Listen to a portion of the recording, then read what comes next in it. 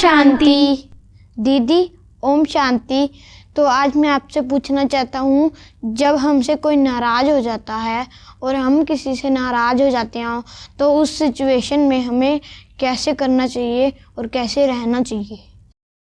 आजकल हम आपस में देखते हैं कि लोग बहुत जल्दी नाराज़ हो जाते हैं और इस कलयुगी दुनिया के लोग का तो ये रोज़ का मनोरंजन हो गया है। अगर उनके मनचाही वस्तु ना मिली तो उनके चेहरे का रंग उतर जाता है, और किसी ने कोई असहनीय बात कह दी तो मूड ख़राब हो जाता है, और अगर किसी ने दिल को चुभने वाली कोई बात कह दी तो कोप भवन में चले जाते हैं। नाराज़ होने की प्रवृत्ति बहुत ख़राब होती है। अगर कोई बच्चा नाराज़ हो जाए तो उसे मनाने के लिए उसकी माँ को बड़ी भारी कीमत चुकानी पड़ती है। वैसे नाराज़ होने के पीछे प्यार भी समाया होता है, पर नाराज़ होना कोई अच्छी बात थोड़ी ना है। खुशी जो है वो मनुष्य जीवन का खजाना है, और जो रूठ कर बैठ जाते हैं उनका ये खजाना लूट जाता है। अगर हमारे गलत व्यवहार से किसी को ठेस पहुँचे, किसी को बुरा लगा है, तो उसे मनाने की जिम्मेदारी भी हमारी है। हमने कई लोगों को देखा है कि वो जो नाराज़गी का जो है वो हथियार की तरह भी उसको यूज़ करते हैं, जैसे कि वो बिना कुछ लिए मानते ही नहीं है, उनको कुछ न कुछ तो चाहिए ही है। पर हमें उनकी खुशामद भी करनी पड़े तो भी हमको उनको मनाना तो है ही, वरना वो ये सोचकर और भी नाराज़ हो जाएंगे कि हमें तो कोई मनाने ही नहीं आया।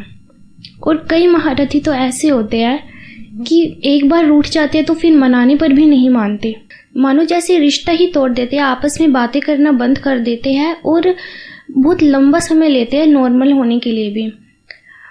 वैसे गलती सिर्फ नाराज़ होने वाले की नहीं होती है। हमारे गलत वचन, गलत भावना या गलत शब्द दूसरों को बहुत ठेस पहुंचाते हैं।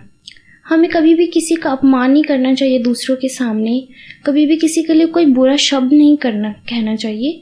और अगर कोई हमसे नाराज़ हो भी गया है तो हमें स्वयं उनके पास जाकर उनसे बात करनी चाहिए, अपनी गलती को स्वीकार करना चाहिए, और बात अगर ज़्यादा बढ़ी है तो क्षमा मांगने में भी संकोच नहीं करना चाहिए।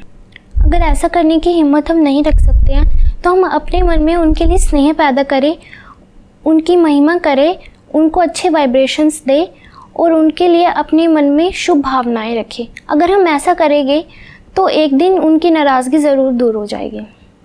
तो आपको इन बातों से क्या सीखने को मिलता है? दीदी हमें इससे यह शिक्षा मिलती है कि हमें दूसरों के गलत शब्दों से नाराज़ नहीं होना है, ना ही अपने गलत शब्दों से दूसरों को नाराज़ करना है। यदि कोई नाराज़ हो भी जाता है तो उसे हमें माफ़ी मांगकर मनाना चाहिए, मन में उसके लिए प्रेम रखना चाहिए और सदा खुश रहना चाहिए। ओम शांति।